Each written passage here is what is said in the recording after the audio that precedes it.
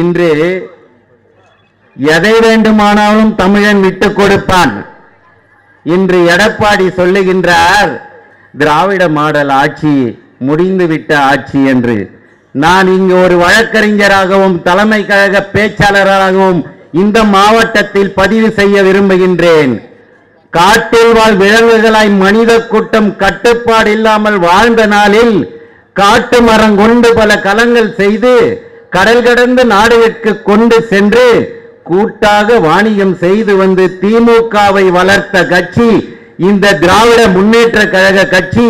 முத்துவேல கருணாநிதி கண்ட கட்சி, கருணாநிதியின் மகன் மு.க. ஸ்டாலின் கண்ட கட்சி. அதற்கு பிறகு இப்ப இளைய தளபதி உதயநிதி அவர்களின் கட்சி, ஏன் மக்கள் நல்வாழ்வுத்துறை அமைச்சர் மா சுப்பிரமணியன் அவர்களின் கட்சி, மேடையில் அமர்ந்திருக்கும் ஸ்ரீதர் அண்ணன் உள்ளிட்ட அனைவரும் கண்ட கட்சி. இவர் வீழ்த்தி விடுவாராம், இவர் அழித்து விடுவாராம். எடப்பாடி எங்கிருந்து வந்தார் என்பதை நீங்கள் ஒரு கணம் சிந்திக்க வேண்டும். இடையில் முளைத்த காளான் நீ. எம்ஜிஆருக்கு வாரிசு இல்லை, ஜெயலலிதாவிற்கு வாரிசு இல்லை, அதற்காக எங்கள் வாரிசை பார்த்து வாரிசு குடும்பம் என்று சொல்லுகின்றாயே. உனக்கு உணர்ச்சி இருந்தால், உண்மையான தமிழனாக இருந்தால் நீ கட்சிக்கு கட்சி மோது, வேட்பாளருக்கு வேட்பாளர் மோது. இதை எடுத்துக்கொண்டு அரசியல் செய்யாதே என்று எடப்பாடி பழனிசாமி எதிர்க்கட்சி தலைவருக்கு இங்கு நான் பதிவு செய்து கண்டனத்தை தெரிவித்துக் கொள்கின்றேன். அடுத்து சனி பிடித்து விட்டதாம். திருநள்ளாருக்கு சென்று நீ கும்பிடு, உனக்கு சனி பிடித்தால் நீ சேலத்தில் கும்பிடு. எங்கள் கட்சிக்கு சனி பிடித்து விட்டது என்று சொல்கின்றாயே.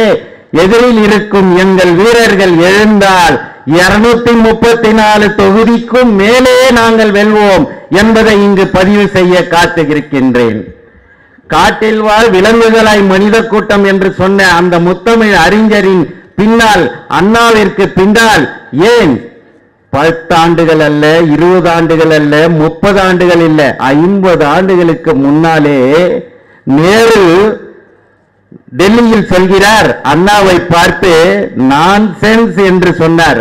ஆனால் நேரு பார்த்து அண்ணா சொன்னார், கவலைப்படவில்லை, கோபப்படவில்லை. பாராளுமன்றத்தில் சொல்கிறேன், எதிரில் உள்ள ஒவ்வொருவருக்கும் இதை தெரிந்து கொள்ளுங்கள். நம்முடைய உதயநிதி ஸ்டாலின் செங்கல் எடுத்தார் என்று சொல்கிறீர்களே, அந்த செங்கல் 50 ஆண்டுகளுக்கு முன்னாலே பேரறிஞர் அண்ணா எடுத்து சொன்ன அந்த சின்ன கதையை சொல்கின்றேன், கேளுங்கள். நான்சென்ஸ் என்று ஒரு வார்த்தை சொன்னதற்கு நேரு அண்ணா கோபப்படவில்லை.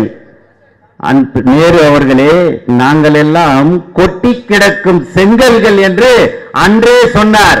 நீங்கள் கட்டி முடிக்கப்பட்ட கோபுரங்கள் என்று அண்ணா சொன்னதை வைத்துதான் செங்கல்லை காட்டி 40 தொகுதிகளை உதயநிதி ஸ்டாலின் அவர்கள் வென்று காட்டினார் என்றால் அதை நாம் இங்கு பதிவு செய்ய கடமைப்பட்டுள்ளேன். ஏன் அவருக்கு ஒரு முகமா உதயநிதிக்கு? பன்முகம். தலைவர் கலைஞருக்கு எப்படி 50 ஆண்டு காலம் கட்சியை நடத்தினாரோ, அவர் அதை நடத்தி வரலாறு படைத்தாரோ, அதற்கு பின் மு.க. ஸ்டாலின் முதல்வர் அவர்கள் எப்படி கட்சியை வளர்த்து கொண்டிருக்கிறாரோ, அதே போல்தான் உதயநிதியின் உதய விழாவில் சொல்லுகின்றேன். திரைப்படத்துறையில் அவர் ஒரு கண்ணாடியாக மட்டுமல்ல, மா மன்னனாக மட்டுமல்ல, நெஞ்சுக்கு நீதியாக மட்டுமல்ல, மனிதன் என்ற படமாக மட்டும் நீங்கள் பார்க்கிறீர்கள். உயர்ந்த மனிதன் என்று ஒருவர் இருந்தால் தமிழகத்தில் அது வருங்கால எங்கள் விடிவெள்ளி உதயநிதி ஸ்டாலின் தான் என்பதை இங்கு பதிவு செய்ய நான் காத்திருக்கின்றேன். நடந்தது மட்டும் மக்கள் மனதில் கவர்ந்தவர், திரைப்படத்தில் மட்டும் அவர் கவரவில்லை. அரசியலில் தந்தையை போல் இளைஞர் அணியில் 18 வயதில் கொடியேந்தி சட்டமன்ற உறுப்பினராக தேர்ந்தெடுத்து பிறகு அமைச்சராக, துணை முதலமைச்சராக இங்கு உங்கள் முன் தமிழகம் முழுவதும் வலம் வந்து கொண்டிருக்கும் ஒரே தலைவர் வருங்கால விடிவெள்ளி தான் உதயநிதி ஸ்டாலின் என்பவர். A man must have degree or pedigree என்று சொல்லுவார்கள் ஆங்கிலத்தில். அதை நான் சொல்லவில்லை, நாஞ்சில் மனோகரன் என்ற முன்னாள் அமைச்சர் திமுகவில் இருந்தார், அவர் சொல்லுவார், a man must have degree or pedigree என்று சொல்லுவார். ஒரு மனிதனுக்கு பட்டமாவது இருக்க வேண்டும் அல்லது பாரம்பரியமாவது இருக்க வேண்டும், அப்போதுதான் அவன் சமுதாயத்தில் மேலோங்கி நிற்பான் என்று. அது அனைத்தும் பொருந்திய ஒரே குடும்பம் தலைவர் கலைஞர் குடும்பம். அது அனைத்தும் பொருந்திய ஒரே குடும்பம் தளபதி மு.க. ஸ்டாலின் குடும்பம். அவை அனைத்தும் அமைந்த ஒரே குடும்பம் உதயநிதி ஸ்டாலின் குடும்பம். இவரை பார்த்து சொல்ல உனக்கு அருகதையா?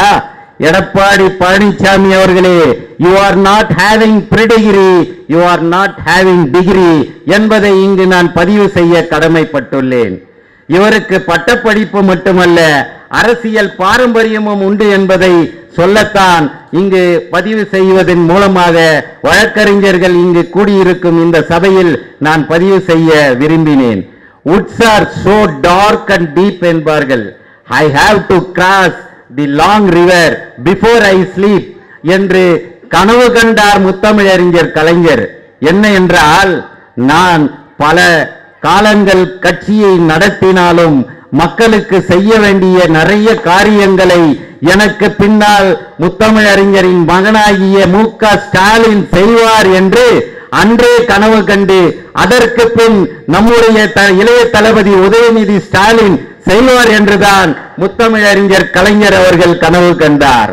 அதை ஆங்கிலத்தில் Woods are so dark and deep, I have to cross the long river before I sleep என்பார்கள். தமிழக மக்களுக்கு திட்டங்களையும் தீட்டி வளர்ச்சி பணிகளையும் செய்து வருவதுதான் திராவிட மாடல் ஆட்சி. உழைத்து உழைத்து உயர்ந்த உதயநிதியே, எங்கள் நிதியே, உலகமே வியந்த முத்தமிழறிஞர் டாக்டர் கலைஞரின் பேரனே, தமிழகத்தின் முதல்வரின் புதல்வனே, வருங்கால தமிழகத்தையும் திமுக கழகத்தையும் கட்டி காக்கும் திறன் கண்ட உதயநிதியே, உத்தமனே, பல்லாண்டு வாழ்க வளர்க. இந்திய நாடே வியக்கும் இமயத்தை தொட்டது போல் இன்னொரு திராவிட தளபதியாய் எங்களுக்கு கிடைத்திட்ட தமிழக மக்களுக்கும் திமுகவிற்கும் கிடைத்த இனிமை தரும் நிதியே, இளைஞர்கள் அணியின் இதய கனியே, வருங்கால விடிவெள்ளியே, நீடூழி வாழ்க.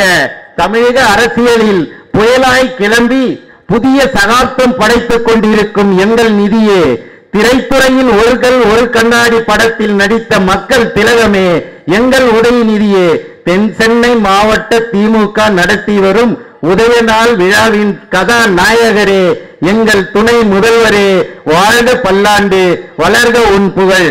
தமிழகம் எங்கும் ஓடிக்கொண்டே இருக்கும் கொள்கை கூட்டத்தின் அசைக்க முடியாத எங்கள் உதயநிதியே, இளைஞர்களின் நம்பிக்கை நட்சத்திரமே, வாழ்க பல்லாண்டு. மாமன்னன் திரைப்படத்தில் நடித்து மக்களை கவர்ந்த நிஜ மன்னனே, மக்கள் தலைவனே, திராவிட தளபதி மு.க. ஸ்டாலினின் தவ புதல்வனே, வாழ்க பல்லாண்டு வளர்க உன் புகழ். ஏன் இதை பாடுகிறேன் என்றால், உதயநிதிக்கு உதய விழா.